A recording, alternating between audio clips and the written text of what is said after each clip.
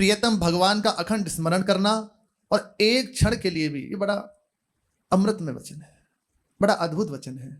ये वही जान सकता है या वही समझ इस समय रहा होगा जिसके हृदय में ये उद्देश्य बन गया कि मुझे बस अखंड स्मृति में डूबना है। सोचो, संसार का चिंतन छोड़ के, समस्त प्रपंच वृत्तियों का त्याग करके निरंतर अपने आराध्य देव के चरणों के चिंतन में डूबा हुआ है। कैसी उसकी दशा होगी।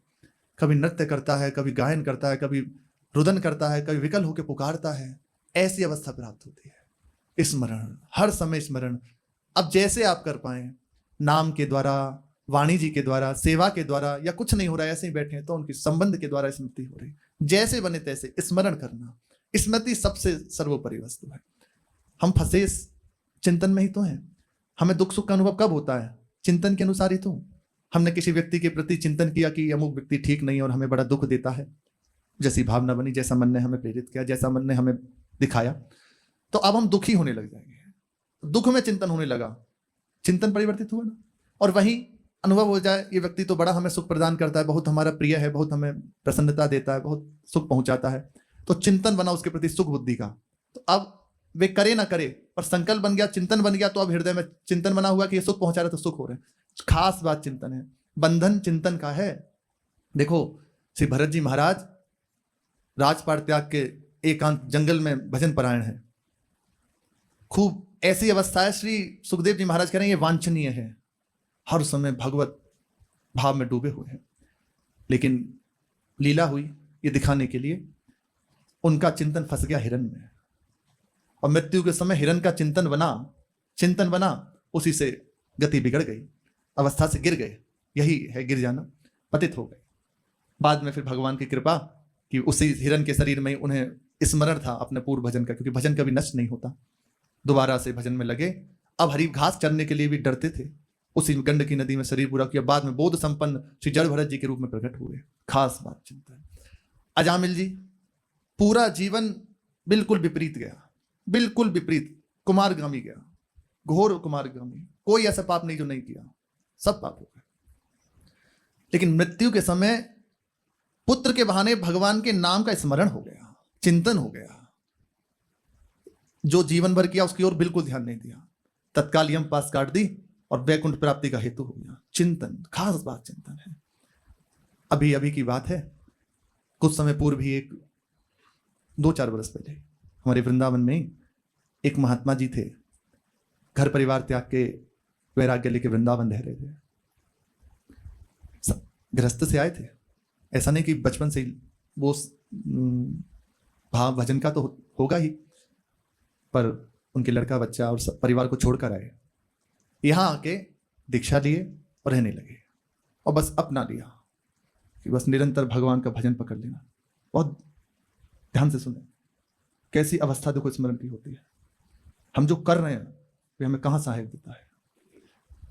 उन महात्मा जी ने अपना साधन भजन शुरू किया। रात्रि में 7-8 बजे, 8:30 बजे सो जाते, नित्य उनका ये नियम था, और 11-11:30 बजे जग जाते। उसके बाद अपना स्नान करके पूरी रात भजन करते, पूरी रात आनंद में। शिव जी का मंदिर था, वहां बैठ जाते ताकि किसी को विक्षेप ना हो। जहां आश्रम में रहते थे बस वहीं स्मरण करते, भगवान नाम जप करते रहते। अब अनंत जन्मों का प्रारब्ध होता है, क्योंकि छूटा हुआ है तो भगवान उसे छोटे से भुगताते थे। वे बैठे हुए थे और गिरे तखत पे, और उनका सर लगा जमीन में। 90 वर्ष की अवस्था थी, सर ऐसे जमीन में लगा तो ब्रेन हेमरेज हो गया। और ब्रेन हेमरेज में कहते हैं उसमें मृत्यु ही निश्चित है, वो बच नहीं सकता। वो तो भगवत कृपा पात्र है जो बच जाए। उसका ब्रेन हेमरेज हो गया क्योंकि दिमाग काम करना बंद हो गया। उसमें कहते हैं ब्लड जाम हो जाता है और फिर नस नाड़ी सब बंद हो जाती है। डॉक्टरों के पास ले जाया गया, अभी की घटना है। वहां डॉक्टरों ने चेकअप वगैरह किया, उन्होंने कहा ब्रेन हेमरेज है। पर डॉक्टर इस बात से आश्चर्यचकित कि इनकी स्मृति काम कर रही है। जो ही वो बेहोश हुए, निरंतर भगवान नाम का रटन शुरू हो गया, निरंतर तैल धारावत। उन्हें सुधी नहीं है और स्मृति में प्रभु चल रहे हैं। डॉक्टरों ने, क्योंकि वो तो जांच पड़ताल होती है ना, तो उन्होंने कहा इनकी स्मृति काम कर रही है, इनकी मेगा शक्ति ठीक है, उसमें अंतर नहीं है। कैसे हो रहा है? ये भगवान की कृपा का प्रभाव, भगवान का स्मरण किया जीवन भर, उसका चमत्कार। उनका दिमाग काम करना बंद कर, निरंतर भगवान नाम का जप हो रहा है जिह्वा से। जो उनके आराध्य देव थे उनके नाम का रटन हो रहा है और स्मरण में प्रभु बसे हुए हैं। ऐसा नहीं कि जैसे बुद्धि काम करना वो चल रही है, बिल्कुल ठीक चल रही है। डॉक्टरों के पास एक आध दिन रहे, अब उन्हें वहीं पैरालिसिस हो गया, क्योंकि अंतिम अवस्था है तो भगवान सब भुगता देते हैं। ये पूरा एक तरफ पैरालिसिस हो गया, तो अब एक तरफ है, अब बोलना बंद हो गया, और वहीं नली नाड़ी सब लगी हुई थी जो मेडिकल की थी। डॉक्टरों ने कहा कि बिल्कुल अंतिम अवस्था है इनकी। उन्होंने कहा हमें अभी ले चलो, बड़बड़ा रहे थे, मतलब सीधा नहीं बोला जा रहा था, और कह रहे थे ले चलो यहाँ से, ले चलो, बस ले चलो अपने हाथ से, क्योंकि एक हाथ काम नहीं कर रहा, क्योंकि एक तरफ पैरालिसिस है, तो दूसरे हाथ से सारी ये नाड़ियाँ वो निकाली जो भी डॉक्टरों ने लगाई थी, नाक वाक में सब लगी थी, वो सब निकाल के एक तरफ फेंक दी और कहा ले चलो हमें स्थान में।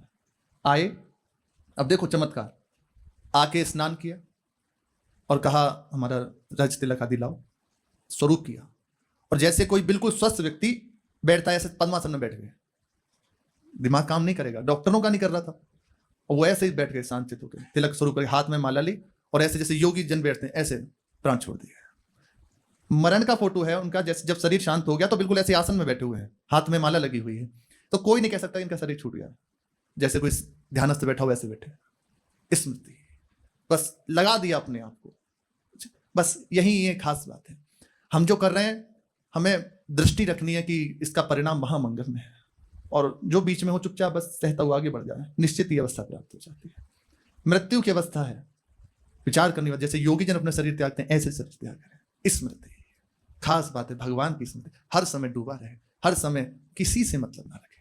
आपको सही कहते हैं, कोई आपका सहयोगी नहीं है, कोई सहयोगी नहीं है, सब स्वार्थ के यहाँ व्यापारी है, सब स्वार्थ के, चाहे कोई हो, सुर नर मुनि सबकी यही रीति, स्वार्थ लाग करें सब प्रीति, हेतु रहित जग जुग उपकारी, तुम तुम्हार सेवक असुरारी। या तो आप या आपके निज जन जो आपको प्राप्त हो गए, आपसे प्रेम करते हैं, वे, उनके सिवा कोई ऐसा नहीं है जिसके जीवन में स्वार्थ ना हो। वो आपसे वार्ता करेगा, आपकी ओर देखेगा, आपसे मिलेगा केवल अपने स्वार्थ का। जहां उसे लग गया कि मेरे स्वार्थ में बाधा है, बस उसका भाव परिवर्तित हो जाएगा, वो आपका अनिष्ट करने की सोचेगा। संसार में देखो यही हो रहा है, बहुत विचित्र तांडव है।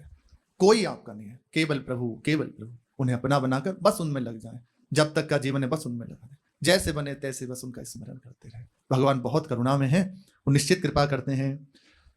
पूजा कथा में अनुराग और विश्वात्मा भगवान में रति रहती ही है। ये जो स्मरण है, क्योंकि उसे चाहिए, जिससे जहां जहां पिया की बात सुने, खोजत तिन गैनन, वो ढूंढता है मेरे प्रभु की कोई स्मरण करा दे, कोई मेरे प्रभु की चर्चा सुना दे। कैसे? बस वो स्मरण और पुष्ट होता है, उससे सेवा कर रहा है और स्मरण पक्का हो रहा है, कथा सुन रहा है, स्मरण पक्का हो रहा है। भगवान ने श्रीमद् भगवत गीता में सब प्रकार के योगियों में इन्हीं लक्षणों से युक्त भक्ति